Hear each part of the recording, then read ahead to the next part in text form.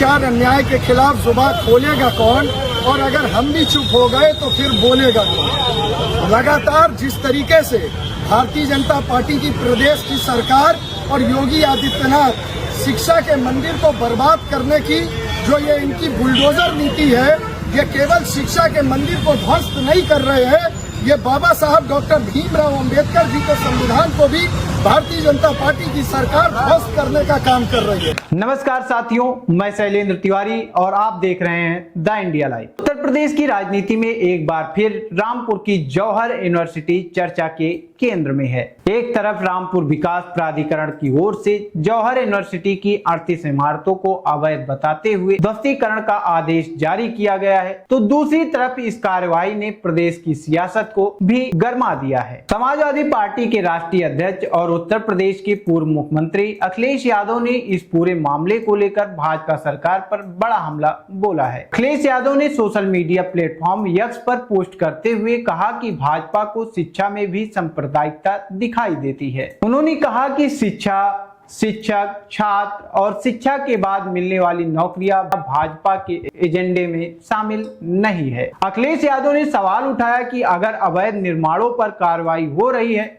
तो फिर उन लोगों और संस्थानों पर कार्रवाई कब होगी जो सत्ता के करीब माने जाते हैं। दरअसल रामपुर विकास प्राधिकरण ने जौहर यूनिवर्सिटी परिसर में मौजूद 40 भवनों में से 38 भवनों को बिना स्वीकृत नक्शे के निर्मित मानते हुए उन्हें अवैध घोषित किया है और उसके ध्वस्तीकरण के आदेश जारी किए हैं। प्राधिकरण का कहना है कि निर्माण कार्य के लिए आवश्यक मानचित्र स्वीकृत नहीं ली गई थी और नियमों के तहत नोटिस जारी करने के बाद भी संतोषजनक जवाब नहीं मिला। जौहर यूनिवर्सिटी समाजवादी पार्टी के वरिष्ठ नेता और पूर्व कैबिनेट मंत्री मोहम्मद आजम खान का ड्रीम प्रोजेक्ट मानी जाती है। करीब 1500 बीघा जमीन में फैली यह यूनिवर्सिटी लंबे समय से शिक्षा और राजनीति दोनों कारणों से चर्चा में रही है, लेकिन अब यह संस्थान प्रशासनिक कार्रवाई और कानूनी विवादों के केंद्र में आ गया है। इसी बीच एक और नया घटनाक्रम सामने आया है। लोक निर्माण विभाग यानी पीडब्ल्यूडी ने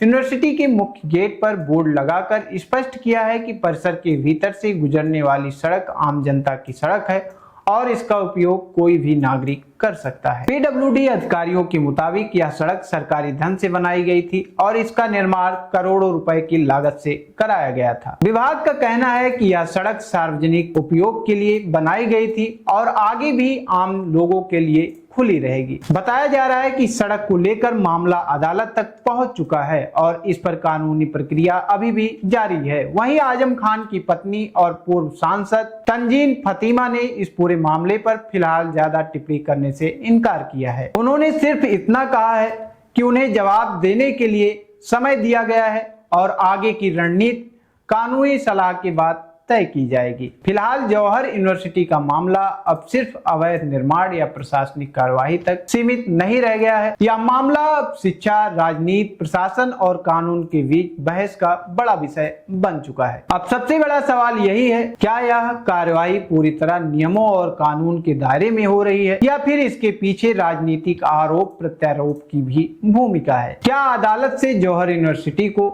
राहत मिलेगी या फिर 38 इमारतों पर बुलडोजर चलना तय है? इन सवालों के जवाब आने वाले दिनों में सामने आएंगे। फिलहाल पूरे प्रदेश की नजर रामपुर और जौहर यूनिवर्सिटी पर टिकी हुई है। मैं शैलेंद्र तिवारी और आप देख रहे थे द इंडिया लाइव।